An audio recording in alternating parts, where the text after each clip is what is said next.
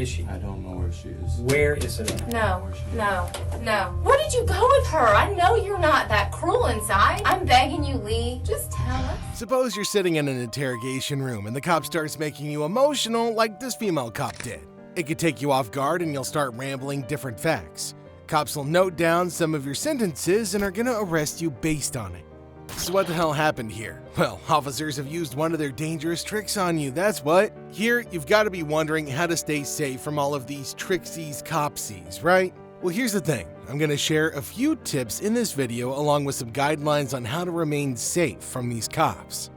The major trick that almost every single cop uses is hitting your weak spot.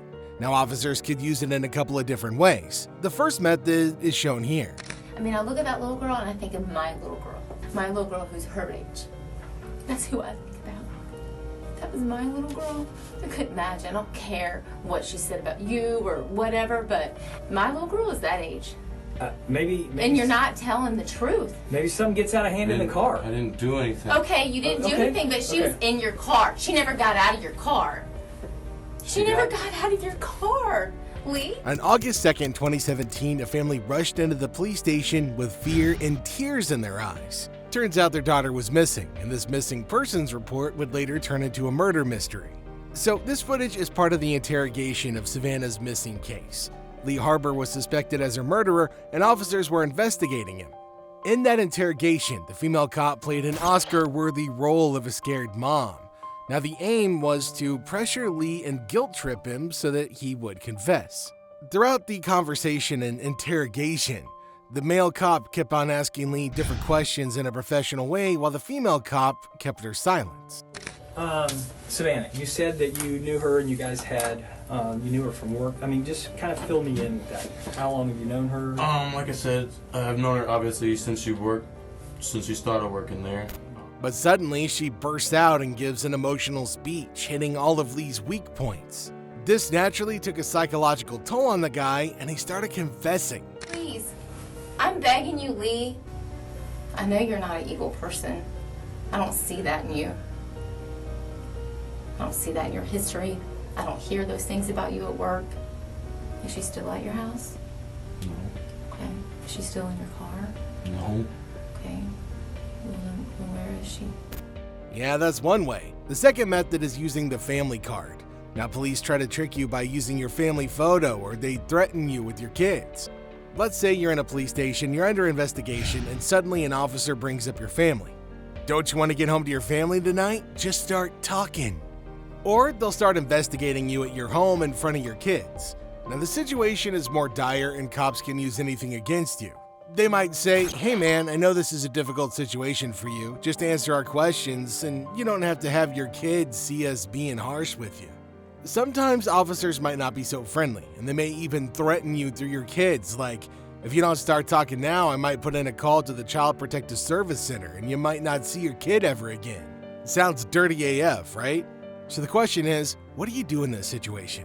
Well, look, the answer is simple. Always invoke your Fifth Amendment and say, I exercise my right to remain silent. I'm only going to answer questions with my lawyer present. In this situation, the cops may call the county and take your kids with them. But here's the thing, as long as you've got legal guardians or relatives, they can't take your kids away for good. And you gotta understand that the county doesn't want to spend its resources on a bunch of kids who already have legal guardians, right? Here's the thing, if you start talking and you start answering questions, it's only gonna be used against you, and you cannot get out of that. So just keep your lips zipped. Okay, so for trick number 2, cops are quickly gonna read you your Miranda rights, and they are not gonna wait for your response. So just imagine that you're sitting in an interview room, nervous and confused, and cops enter and tell you that they're gonna state you your rights. Handcuffs, we're talking to you and all that kind of stuff. I have to read your rights. Right. Okay. Now suddenly the officer starts speed reading your rights like they're trying to break a world record. You have the right to remain silent. Anything you say can and will be used against you in a court of law. See, what cops actually do here is intentionally rush through your Miranda rights, making it sound like just another formality. They might try to mumble the words, speak super fast, or act like it's just paperwork that they need to get out of the way. Some officers don't even bother to stop and continue asking questions without waiting to see if you understand your rights. Basically, they don't give you enough time to even think about your Miranda rights at all. So the real question is, why do cops treat your Miranda rights like just another formality? Well, here's the thing. They're actually trained to read your Miranda rights quickly. Why? Because they see it as a hurdle in their investigation. They believe that it might stop you from talking, and then they won't be able to collect enough evidence to use against you. You know, the most shocking part of this trick is that citizens don't realize the importance of their Miranda rights. They don't know that it's actually their last chance to save themselves from being convicted. You know, on the other hand, cops actually hope that you won't fully understand these crucial rights. The faster they get through this requirement, the quicker they can start questioning you. You have the right to remain silent. Anything you say can will be used against you in the court of law. You have the right to talk to the lawyer for advice before we question you. If you cannot afford to hire a lawyer and you want one, a lawyer will be provided for you. If you decide to answer questions now without a lawyer present, you'll still have the right to stop answering questions at any time. Does that make sense? You've probably heard these before, haven't you? See, they're going to use trick after trick to completely make you forget your Miranda rights. To do this, they're going to read you your rights, and then they're going to ask you a whole bunch of random questions like, how old are you? Are you single or married? Have you eaten? Did you brush your teeth? Do you know what day it is? What year were you born? Now, here's the thing. You got to understand that these questions aren't even related to your case or investigation at all. So, why are they asking you these questions? To get you comfortable, obviously.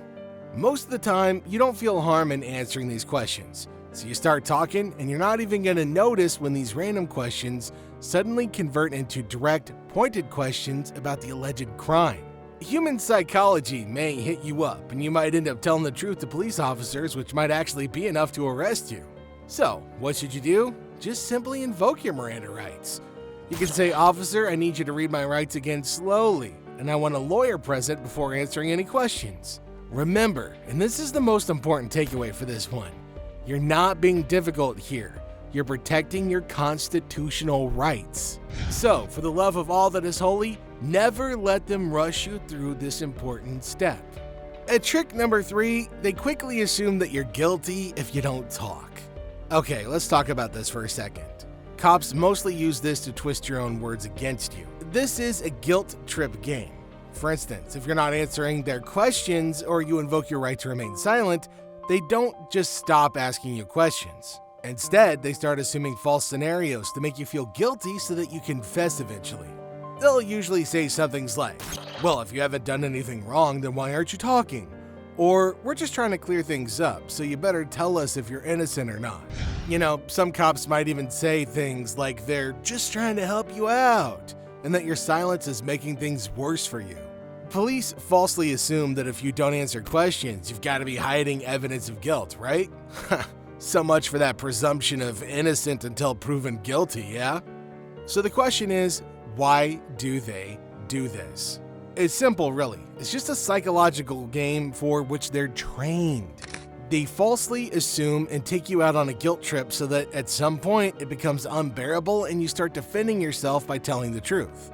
You gotta understand that if you label the right to remain silent as guilt, then it's gonna be meaningless, right? But in reality, it's your only shield against worst case scenarios. So if you ever plead the fifth and choose not to talk in front of cops, remember that, prosecutors can never use that against you in court. In fact, during a trial, if a prosecutor even implies that you remain silent and that there must have been some evidence of your guilt, your defense attorney can object to this and call for a mistrial. So the big takeaway for this one is just don't care about the guilt trip. You don't even have to plead your innocence like this man is doing. I mean, I want to know what's going on. I don't know what we're even talking about. It doesn't make sense, but the point is it's the only explanation I have. Because eventually, these small answers could lead to big problems like you getting arrested. Trick number 4, they try to trick you by instilling fear. Yeah, this is another false assumption, but this time cops try to instill fear by saying that it's the last chance for you to tell your side of the story. Otherwise, they're gonna have to write a report with another person's version of the incident. Suppose you and another person are being investigated for the same crime. Now cops have to try to find out who's the victim and who's the criminal. If you choose to stay quiet, they're gonna use their fear card against you. They might say something like, "Look man, I've got to file my report today to the prosecution where they're gonna decide the charges. Right now, I've just got another person's story for my report. I understand you don't have to talk to me, but as far as my report goes, this is your last chance to tell your side of the story." They might act like they're on your side, that their hands are tied. But you gotta understand this. Cops create a matter of urgency to make you think that if you don't tell the truth right here, right now, it's going to be used against you later. Cops are not neutral parties who are trying to be understanding here. They're just doing their job to collect enough evidence against everybody. The exact same goes for prosecutors. They aren't the neutral parties who listen to both sides. They believe in the evidence and reports the police officers provide. But you gotta remember that police reports are not a final verdict. They can be updated later. You don't have to feel any form of pressure and think that if you tell the truth now, the police might save you from getting punished later. Confessing your crimes early only makes the whole investigation faster and easier for the police and prosecutors. You can also falsely incriminate yourself by accident too. So when officers are out there giving you false hope, they actually don't have anything against you. They just want you to confess by adding fear and urgency to the investigation, as this officer's doing in this video. It looks like a first-degree murder in every way, shape, or form. It's the absolute truth. And then you have the cover-up to it afterwards. Does it look like a first-degree murder? Absolutely.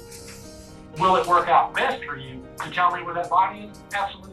You're walking. I am not convinced that. Okay. You're walking out that front door. Okay. Free man today.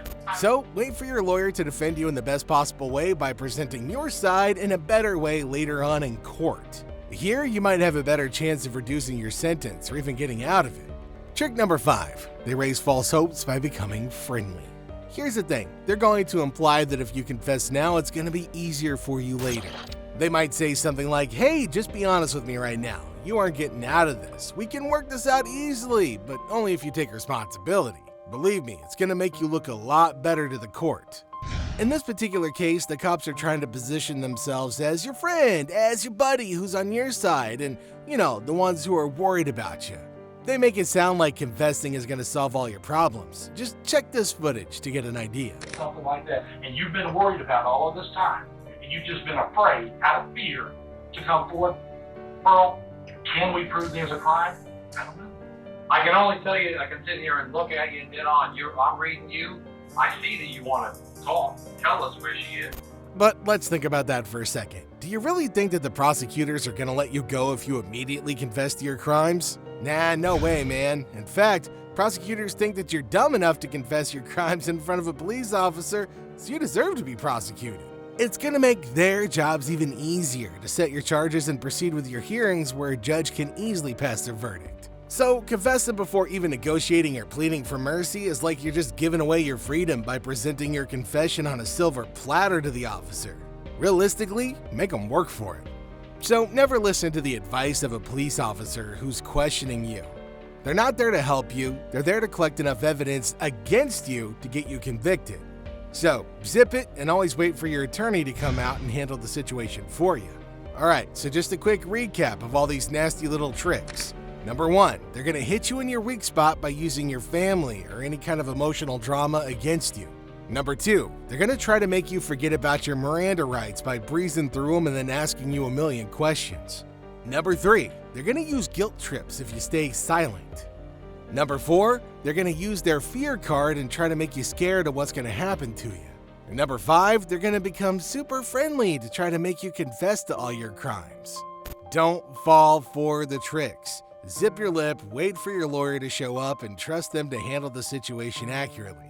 And as always, if you want to learn more about your rights, then check out this video. Until next time, take care of yourselves and keep on practicing your rights.